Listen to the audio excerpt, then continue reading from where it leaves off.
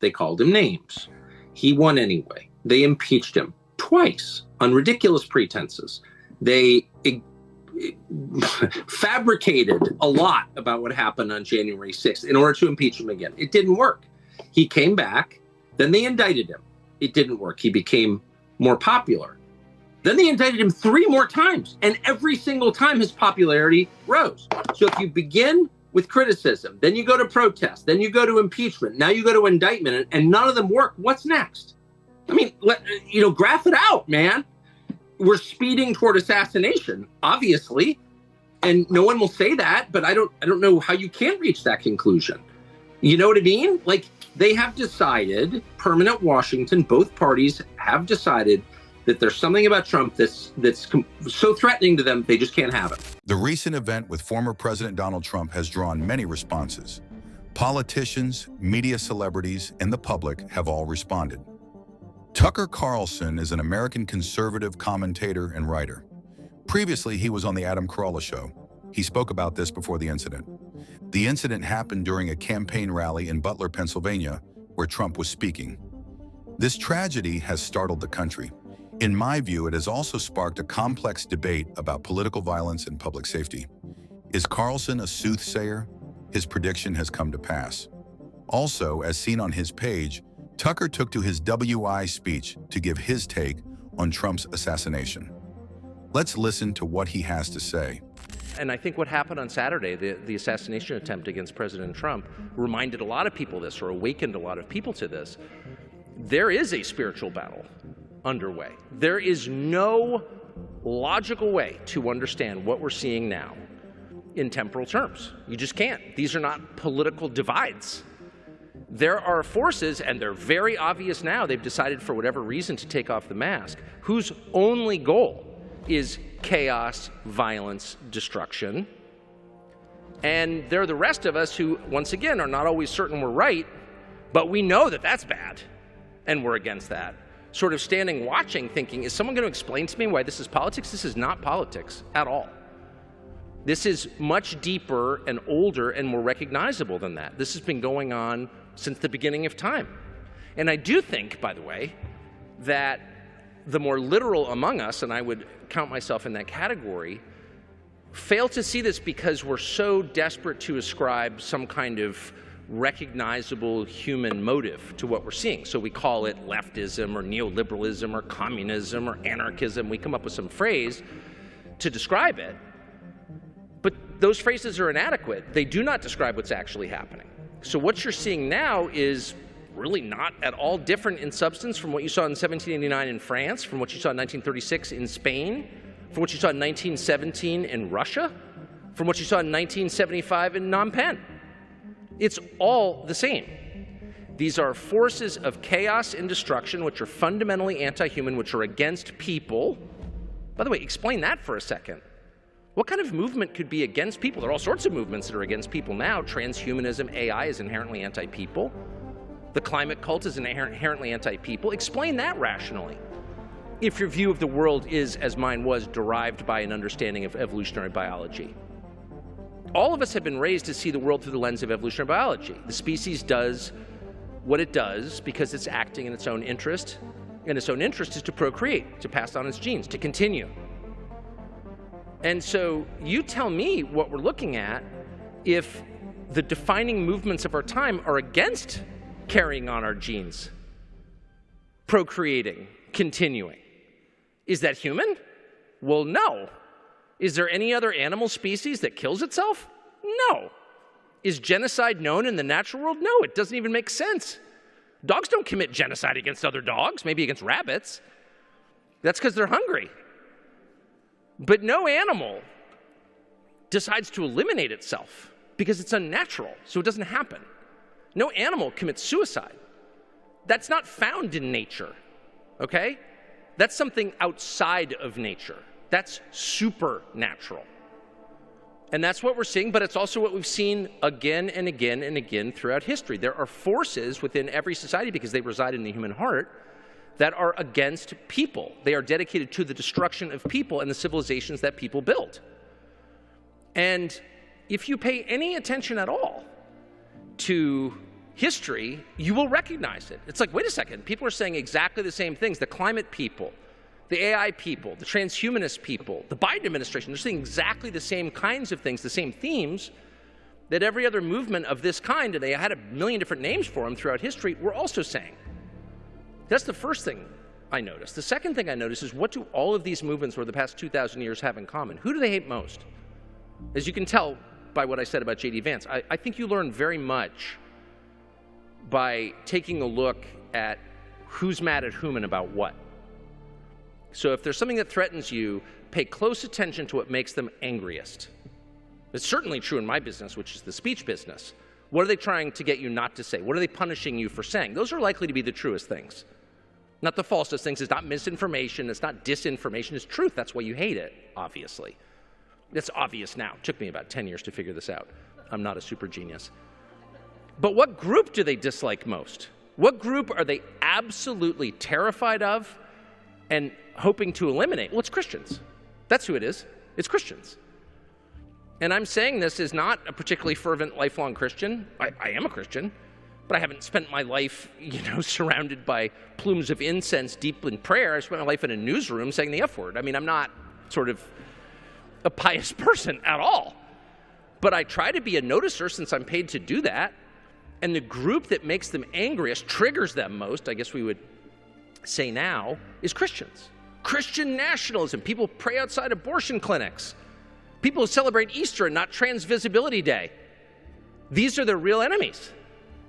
But that's been true in every revolution in the past 2,000 years. It was true during the Cultural Revolution. There weren't many Christians in China. They were the first to be killed. It was true in the French Revolution. They beheaded nuns. What did the nuns do? Were the nuns really an impediment to progress? No, the nuns existed. And they pledged a higher fealty to Jesus. And that was their crime, and for that they were killed. It was true in the beginning of the Spanish Civil War. The communist side, which wasn't really communist at all, it was anti-Christian. Who's the first person they executed? Well, it wasn't a person at all, it was a statue of Jesus. And they opened fire on it with a firing squad.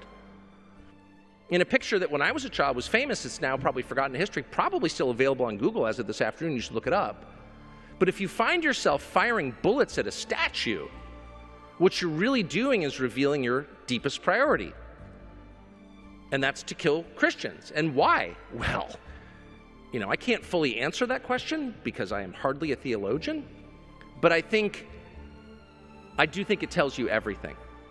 I think the most obvious reason is anybody who pledges a higher loyalty to the people in charge who believe themselves to be gods is a threat. But I think it's more than that, because it's not every religion, actually. There are a lot of religions. I respect them all. By the way, I'm just a believer in faithfulness and acknowledging that you're not God. I'm probably the only right-winger in the world who's not bothered when I see Muslims praying 5 times a day. Amen. Anyone who acknowledges he's not God 5 times a day is not my enemy. That's how I personally feel. But it's not my religion. But it's actually not Islam or any other religion that makes these leaders angry. It's Christianity. It's the religion of Jesus that makes them angry. And that suggests that maybe there is something a little deeper going on here. It's not just that they're in the way. Christians are hardly in the way. They're the most peaceable people there are. They worship a God who tells them not to hurt other people, to turn the other cheek, to pray for their persecutors. So it's not like they're disruptive. They're the opposite of disruptive, and yet they are the enemy. So you should know this, I think. I don't know if there are any Christians here or people who are, interested in continuing to live in the country you grew up in, but these are the terms, and these are the stakes. They are not the ones that we've been told they are, left versus right, Republican versus Democrat. I learned that the hard way in the last couple of days, watching the leaders of the Republican Party, not all the leaders, but a lot of them, some of the most powerful and richest people in the party, reveal who they really are. And it made me think that for the purposes of this election, let's be honest, Trump just won. He won. Not only did he survive an assassination attempt, he stood up without knowing whether there were other shooters there. He stood up and faced the crowd and raised his hand and said, "Fight, fight, fight." That's it. You do that, you win. And by the way, I happen to notice that the crowd, which also didn't know whether there were other shooters, who watched Trump get shot in the face, they did not bolt. It wasn't like a fire in a theater, actually. They sat there, they watched him intently, and when he stood up, they applauded him, and many cried. Why is that? Because a brave leader gives his people heart. That's why. It's exactly why. So with that, Trump became president. I bet my house on it. And he defeated the Democrats. And on merit, by the way, not through the usual political scheming, I'll trade you a Senate seat for your vote. No. He did it by being a man in a nation of people who weren't quite, just being honest, okay? He acted like a man, the kind of man I respect, and I think every person feels this way, every person, no matter what you think of Trump. Because leadership isn't actually all about, the way you talk. It's about how brave you are. That's what people want. They want a brave leader. So he won 4 months before the actual election, but it doesn't mean that he doesn't have enemies. And the truth, and no one wants to say it, but it is true, a lot of the enemies are people who claim to be his friends in the political party that I voted for my entire life. And they seek to subvert him. And they seek to channel the energy into a super dark direction. And above all, I'm just telling you, it's the last thing I'll say, and I'm sure this is very upsetting to everybody, but I just saw it. What do they care about? What do you want to know what they care about? They only care about war, that's it. That's what they care about. They don't care about immigration, obviously, at all. Our country's being colonized by the rest of the world, no problem. They don't care about the economy, they're insulated from it. They don't care.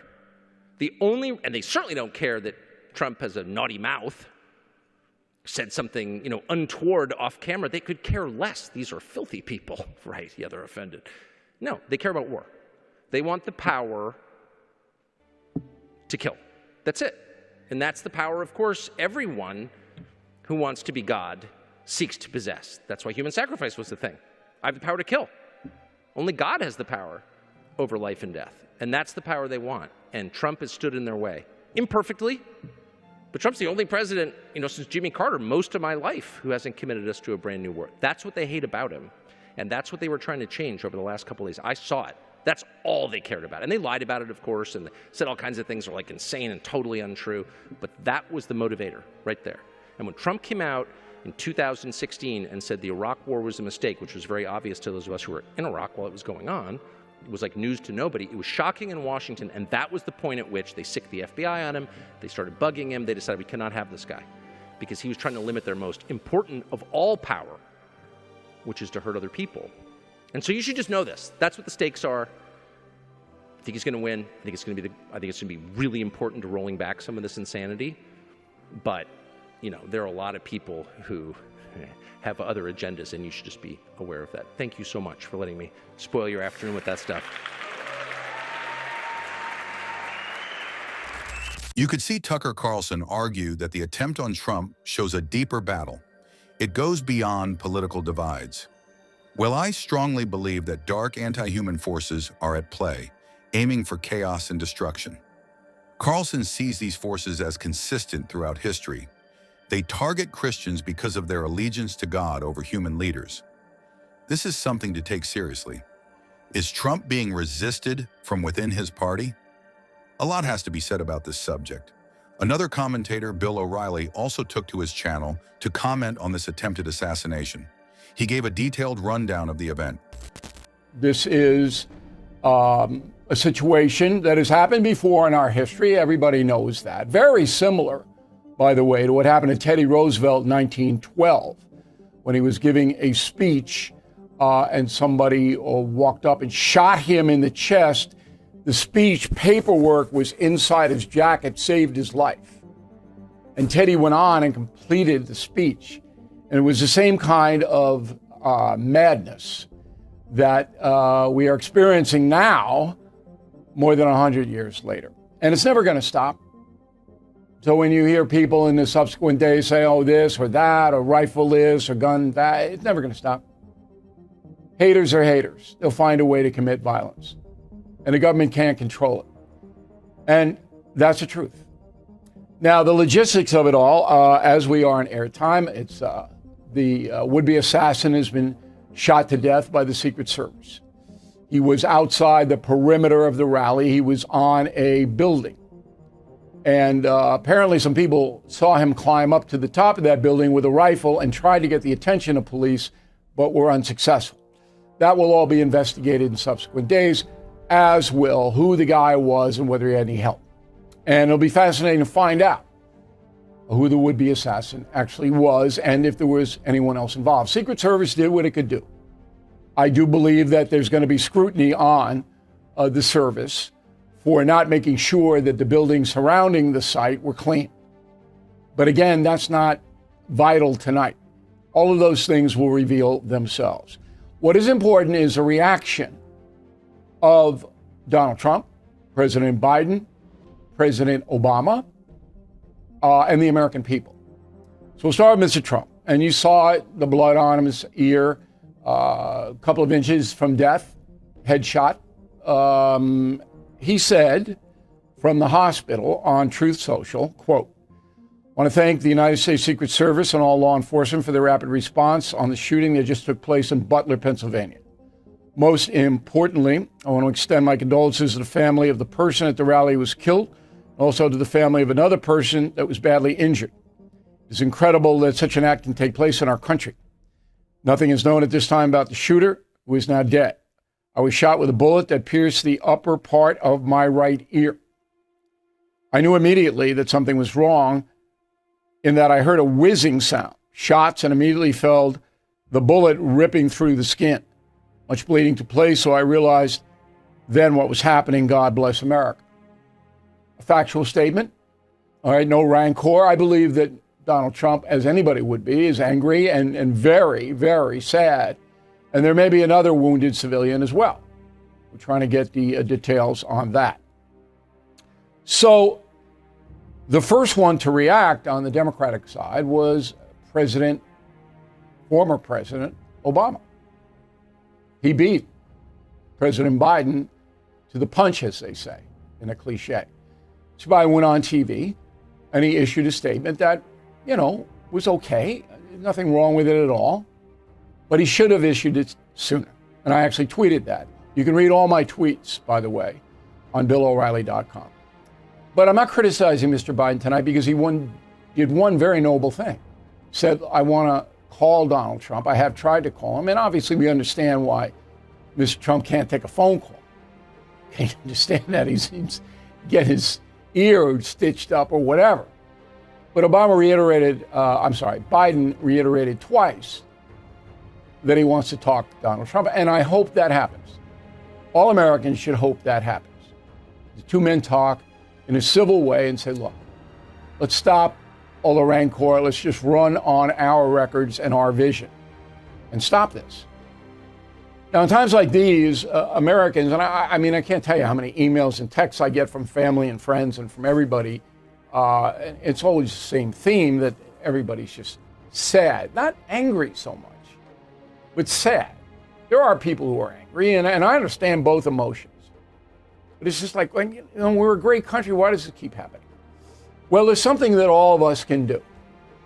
And that's my theme tonight, and it will be all of next week. We've got to stop the hate brigades on television and in print to a lesser extent. We've got to stop these people. And you and I can do it. We can stop the hate brigades. Now, who are they? And I'm going to name some of them in a moment. They're the people that throw out on both sides, but primarily on the left. Okay, the stack is about 6-1.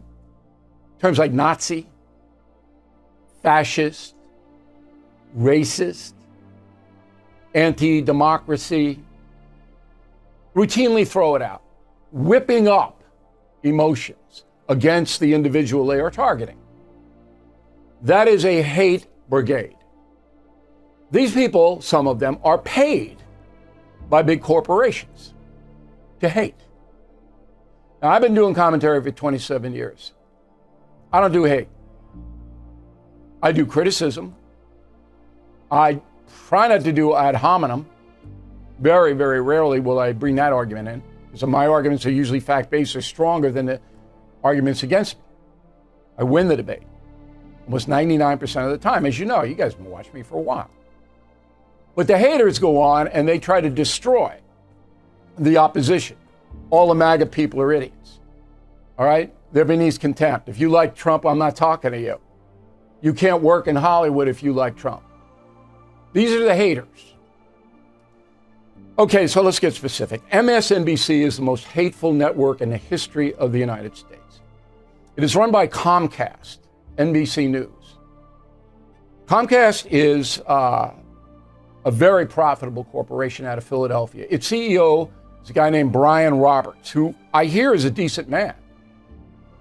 But Mr. Roberts allows hatred every single day, pays for it on MSNBC.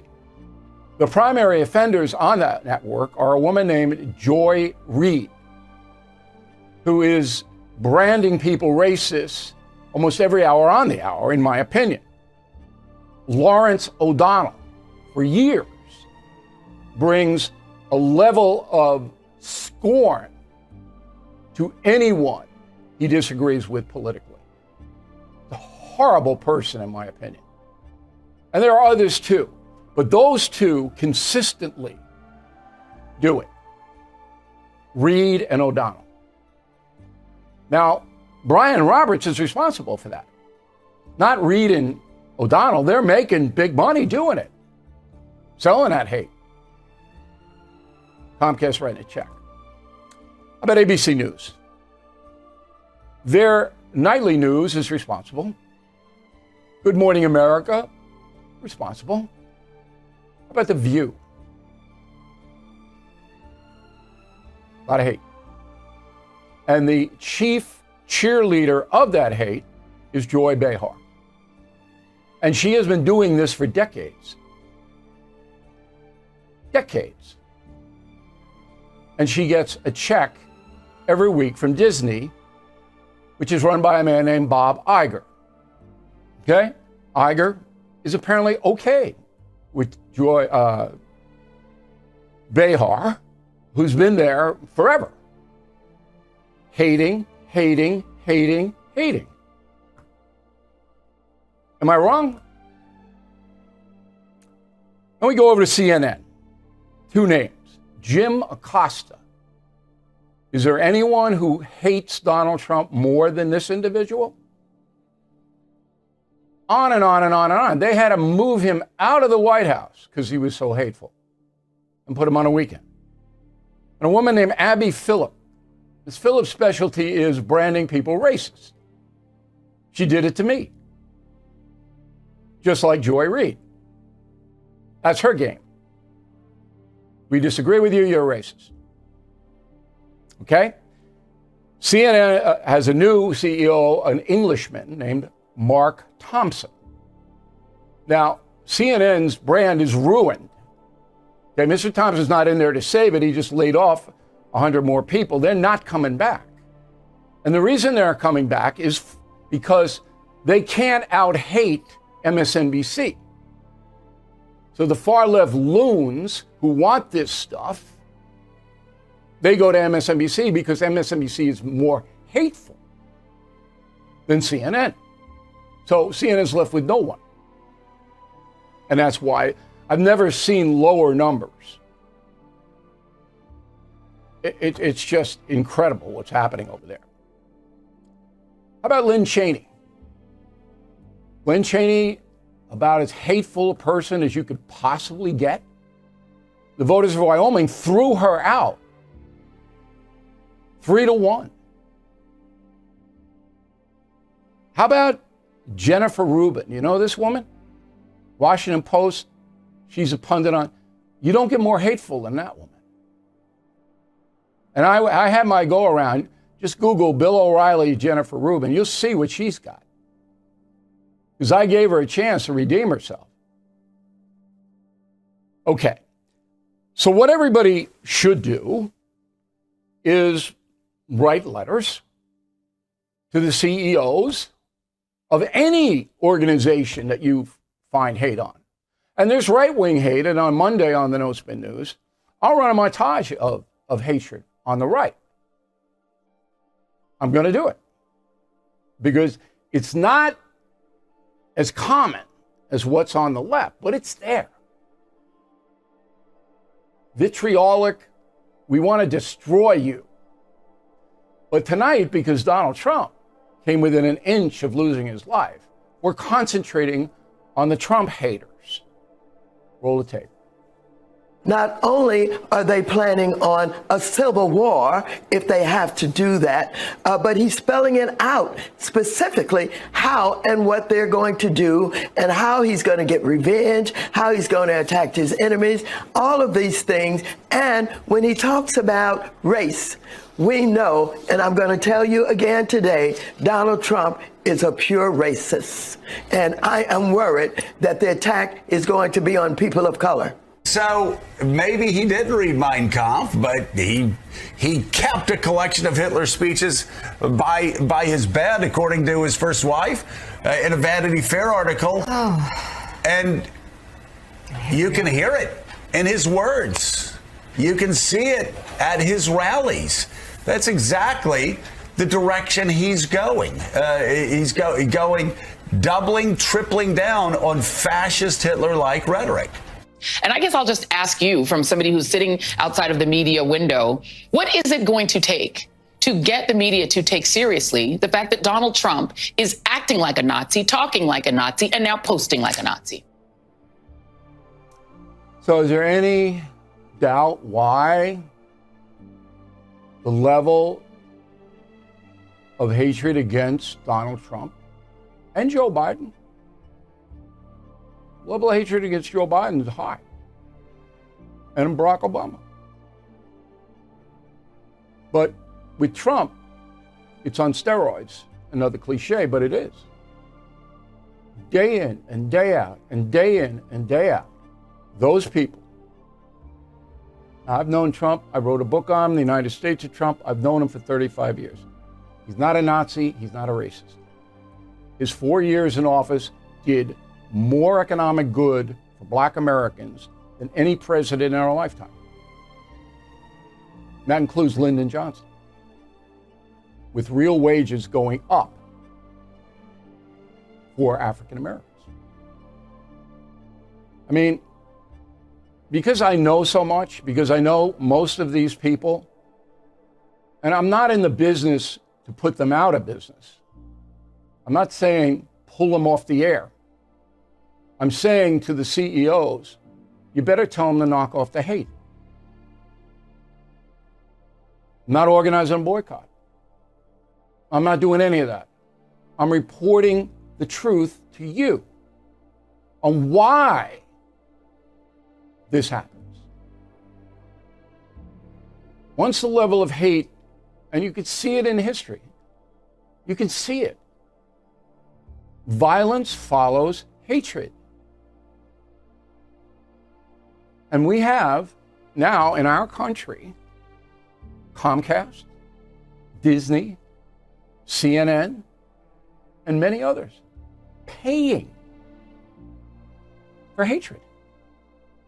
Come on. You can oppose Donald Trump just on facts. You don't need to call him a racist or a Nazi.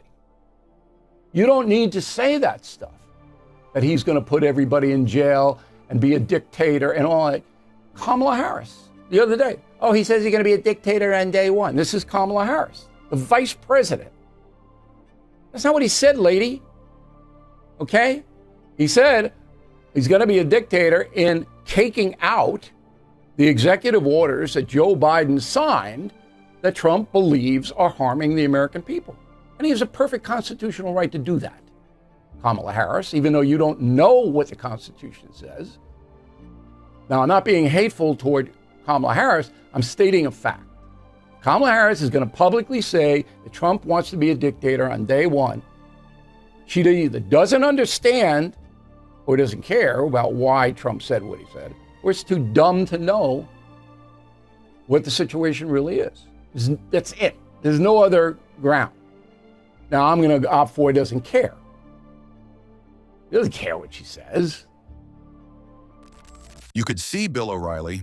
He compared Trump's assassination attempt to Teddy Roosevelt's shooting in 1912. He noted historical political violence. He criticized the media on both sides, particularly left-leaning outlets. No doubt the press had fueled hate and divisions. Well, the Secret Service failed, but arguably the government can't stop all violence, and this hate will persist. In my opinion, leaders should react civilly. The public should rein in media, by holding the corporate press accountable. Well, there is more to take on what has just happened to Donald Trump. Some have a contrary view on this event, but the deed is done. What's your take on this? Ensure you like it and subscribe to this channel to get more information on this matter.